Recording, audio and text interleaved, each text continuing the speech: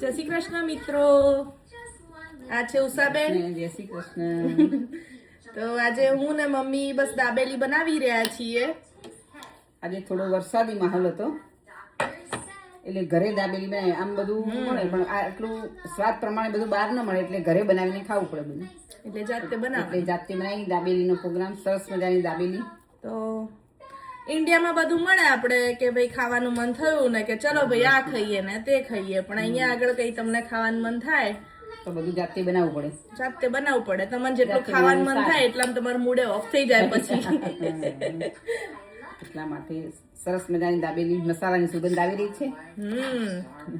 India બહુ યાદ આવે જયારે એક તો આવો વરસાદ પડતો હોય ને તો ત્યારે થાય કે ભાઈ ગરમ ગરમ ભજીયા ને આ તે બધું કેટલું મળે ત્યાં આગળ. તો સરસ ગરમા ગરમ વરસાદમાં પડતા રેનકોટ પહેરી છત્રી ઓઢી ઉપરથી આવા સરસ મજાના નાસ્તા તો મળી રહે, ગરમ ગરમ મળી રહે. વરસાદમાં વધારે આવી જાવ તો તમારે દાબેલી ખાવી હોય તમે પણ દાબેલી ખાવા આવી જાવ.